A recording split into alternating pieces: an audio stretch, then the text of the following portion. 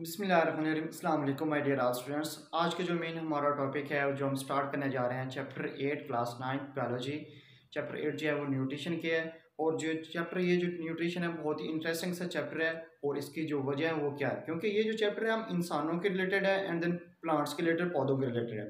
अब हमारे रिलेटेड किस तरह से है, इस तरह से है कि इसका मेन जो नेम है, नेम आप देख लेंगे, उस पर गौर करें कि न्यूट्रिशन कि इसका क्या मतलब है, ग़िज़ाइयत।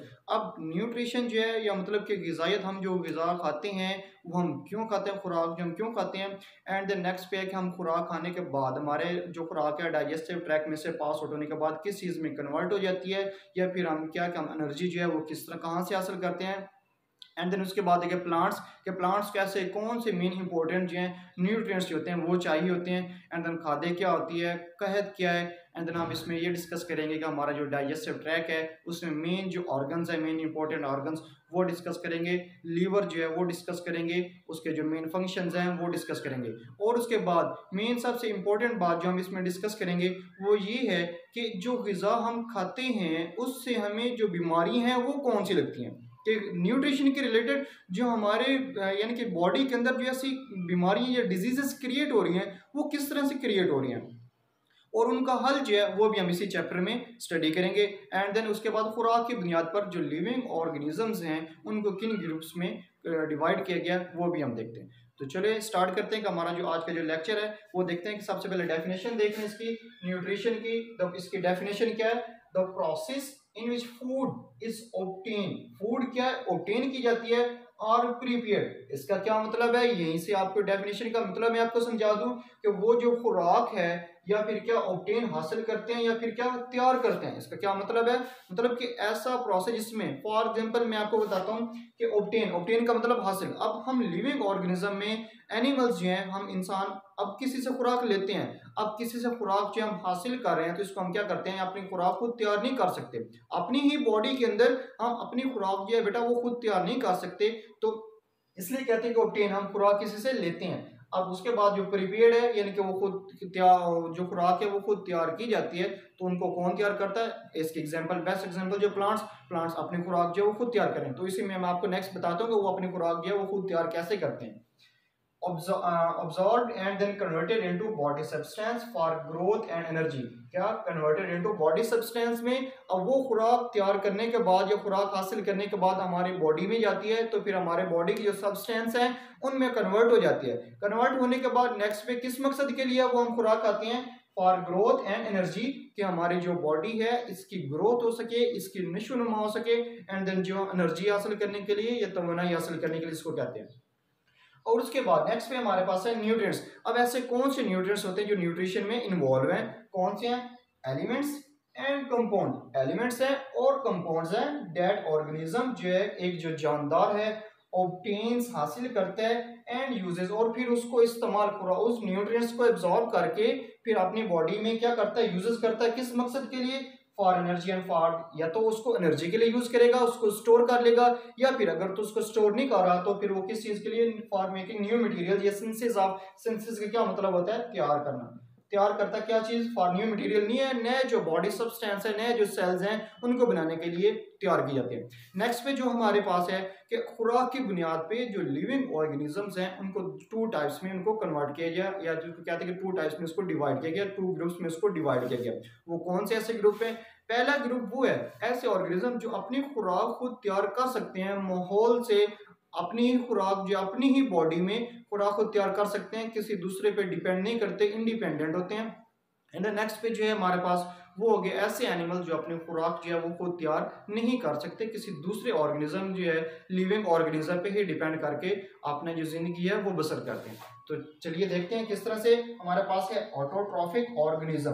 अब ये कौन से होते हैं, ऑटो का मतलब है ऑटोमेटिक ही, और ट्रॉफिक का क्या मतलब है कि हमारा जो एटमॉस्फेयर है, जो हमारा जो इन्वायरमेंट है उसमें से खुराक खुद तैयार करते हैं। किस तरह से करते हैं, देखिए, that obtain carbon dioxide, water and minerals from their environment।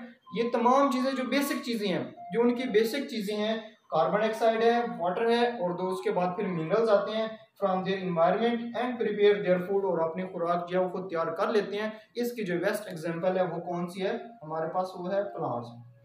किस तरह से, अब माहौल से जो हम सांस बाहर निकालते हैं तो इसमें क्या है, कार्बन डाइऑक्साइड। तो प्लांट्स कार्बन डाइऑक्साइड को एब्जॉर्ब करते हैं माहौल में से, एंड देन हम जमीन से, मिट्टी से क्या चीज एब्जॉर्ब करते हैं, वाटर।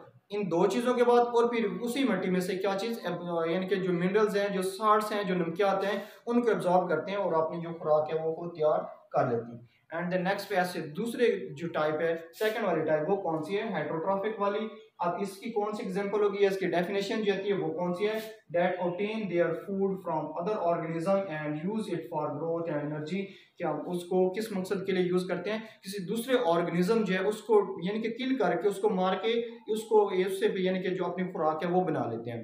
तो फॉर एग्जाम्पल हम देख लें कि हम सब्जियों पे डिपेंड करते हैं, हम जो खुराक है, हम चिकन खाते हैं, किसी दूसरे ऑर्गेनिज्म को किल करके ही हम खा रहे हैं ना, अपनी एनर्जी जो है वो हासिल कर रहे हैं। तो हम किस में आगे, एनिमल्स में, हम किस में आगे बेटा, हेटेरोट्रॉफिक में, heterotrophic organism. And then next में हमारे पास है मिनरल न्यूट्रिशन इन प्लांट्स, कि किस तरह से इनमें मिनरल न्यूट्रिशन प्लांट्स में क्या है कि most efficient autotrophic mode of nutrition is present. इसमें बहुत ज्यादा जो यानी कि ऑटोट्रॉफिक मोड है इसमें होता है।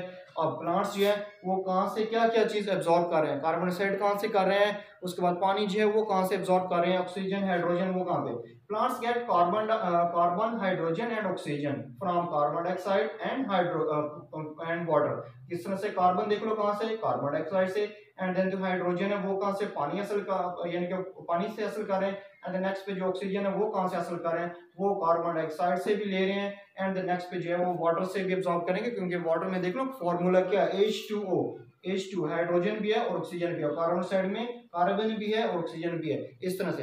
एंड नेक्स्ट पे है इसको कौन से ऐसे मिनरल्स हैं जो रिक्वायरमेंट होते हैं प्लांट्स को, ऐसे कौन से ऐसे मिनरल्स होते हैं। तो कुछ ऐसे मिनरल्स होते हैं जिसको लो क्वांटिटी में चाहिए होते हैं अपनी ग्रोथ के लिए, अपनी नशोनुमा के लिए, और अपनी जिंदगी बसर करने के लिए, और प्लांट्स को। एंड द नेक्स्ट पे जो है वो कुछ उसको बहुत ज्यादा मेजर जो चीजें हैं वो चाहिए होती हैं अपने सर्वाइव करने के लिए। तो नेक्स्ट में हम देखते हैं कि इसके अंदर कौन से ऐसे मैक्रोन्यूट्रिएंट्स हैं और कौन से ऐसे माइक्रोन्यूट्रिएंट्स। इनका मतलब मकसद ये है कि कौन से ऐसे न्यूट्रिएंट्स हैं जो प्लांट्स को लो मिकदार में चाहिए और कौन से ऐसे जो ज़्यादा मिकदार में चाहिए। तो सबसे पहले देखते हैं कि हमारे पास है मैक्रोन्यूट्रिएंट्स। अब मैक्रोन्यूट्रिएंट्स का क्या मतलब है कि they are required in large quantity, कि क्या कि वो प्लांट्स को बहुत ज़्यादा मिकदार में वो चाहिए। और वो कौन कौन से हैं, उनके एग्जांपल जो हमारे पास कार्बन है, hydrogen, oxygen, nitrogen, magnesium, and then उस लास्ट पे हमारे पास पोटाशियम। जो हम डिस्कस करेंगे इनका फर्दर हम इंडिविजुअली डिस्कस करेंगे कि ये किस तरह से यानी कि कौन कौन से यानी कि फंक्शन जो है इनके जो मैक्रोन्यूट्रिएंट्स हैं प्लांट्स में किस तरह से अपने जो फंक्शंस हैं वो परफॉर्म करें। एंड द नेक्स्ट पे हमारे पास micronutrients they are required in small quantities. कौन कौन से हैं वो ये देख लें, आयरन है, बोरोन है, उसके बाद क्लोरीन, जिंक, एंड उसके बाद मोलिब्डेनम है। ये हमारे पास है मेजर जो है माइक्रोन्यूट्रिएंट्स हैं और ये वाले हमारे पास मैक्रोन्यूट्रिएंट्स हैं। तो आइए हम नेक्स्ट पे जो डिस्कस करते हैं कि मैक्रोन्यूट्रिएंट्स जो हैं इनका जो प्लांट्स में है वो रोल कौन सा है। सबसे पहले आप देख लें फास्फोरस जो है। अब ये तमाम वो हैं जो प्लांट्स को बहुत ज़्यादा मिकदार में चाहिए उनको सर्वाइव करने के लिए, अपनी यानी कि वो क्या कहते हैं कि एनर्जी हासिल करने के लिए वो इनको चाहिए। क्या है फास्फोरस, क्या रोल प्ले कर रहा है, component of ATP, ATP component है। एंड द नेक्स्ट पे है जो न्यूक्लिक एसिड है उसका, coenzymes, seed germination. Seed germination का मकसद मतलब ये है बेटा कि ये हम चैप्टर नंबर जो 14 है 10th क्लास की बायोलॉजी में वो हम स्टडी करेंगे कि ये एक बीज में से एक पूरा जो पौधा है, एक जो पूरा ऑर्गेनिज्म है वो कैसे बनता है। उस मकसद के लिए, उस एक बीज से पौधे बनने के लिए जो फास्फोरस है वो बहुत ज़्यादा मिकदार में चाहिए और ये बहुत ज़्यादा ही इम्पोर्टेंट है। नेक्स्ट पे फोटोसिंथेसिस के लिए, फोटोसिंथेसिस का पता है आपको कि उसके डेफिनेशन का आपको पता है कि फोटोसिंथेसिस में भी फास्फोरस बहुत ज़्यादा चाहिए। एंड नेक्स्ट पे जो है प्रोटीन फॉर्मेशन, प्रोटीन बनाने के लिए भी ये बहुत ज़्यादा इंपॉर्टेंट है। नेक्स्ट पे हमारे पास जो है वो पोटाशियम, फास्फोरस का जो सिंबल है वो ये देख लें P। एंड नेक्स्ट पे जो है पोटाशियम, पोटेशियम का सिंबल है K। अब इसका क्या फंक्शंस हैं वो देख लेते हैं। Opening and closing of stomata.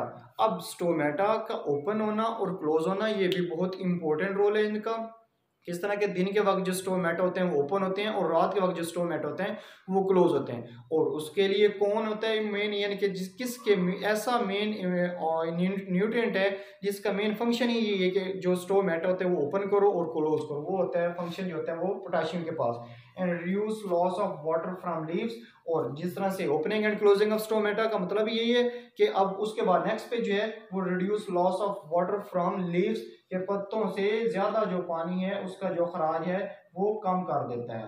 And next पे हमारे पास सल्फर। अब सल्फर क्या component of protein and vitamin and enzyme, जितने भी प्लांट्स के अंदर प्रोटीन विटामिन एंड जो इंजाइम्स होते हैं उसका मेजर जो पार्ट है, जो मेजर हिस्सा है, जो उसको मेन बनाने वाला है कंपोनेंट है, वो कौन है, वो है सल्फर। एंड देन नेक्स्ट पे आप देख लें, नेक्स्ट पे अगर आप देखें तो हमारे पास आता है कैल्शियम Ca। अब कैल्शियम का क्या फंक्शन है, सबसे पहले वाला इंपॉर्टेंट रोल जो है इसका वो एक्टिवेट इंजाइम्स। अब जितने भी इंजाइम्स जो हैं अब वो क्या परफॉर्म करते हैं, इनके जो एक्शंस होते हैं, जो इनके जो फंक्शंस हैं कि उनके अंदर मेटाबॉलिज्म, प्लांट्स के अंदर जो मेटाबॉलिज्म है, कैटाबॉलिज्म एंड देन जितने भी अदर फंक्शंस हैं इंजाइम्स के, वो परफॉर्म करने के लिए, इनको जगाने के लिए, इनको एक्टिवेट करने के लिए जो कैल्शियम है बहुत ज़्यादा इंपॉर्टेंट है। नेक्स्ट पे हमारे पास है structural component of cell wall. जो सेल वॉल के बारे में आप जानते ही हैं कि हमने स्टार्ट किया था चैप्टर नंबर जो 4 है 9th का, सेल के बारे में है। तो सेल वॉल जो है उसके मेन जो स्ट्रक्चर बनाना है वो किसके जिम्मे है, फंक्शन कैल्शियम के रिलेटेड है। जो इसकी बैरूनी कवर है, जो बैरूनी लेयर है, एक्सटर्नल जो लेयर है जिसको कह दें, वो होती है सेल वॉल। अब नेक्स्ट पे जो है हमारे पास थर्ड वाला जो फंक्शन है influence water movement in cell. Cell के अंदर जो वाटर की मूवमेंट है उसको भी ये कंट्रोल करता है। वो किस तरह से, अगर वाटर की मूवमेंट होगी तो उसमें क्या होगा, फोटोसिंथेसिस होगी। फोटोसिंथेसिस होगी प्लांट में तो वो ग्लूकोज की सूरत में अपनी जो खुराक है वो बना सकेंगे।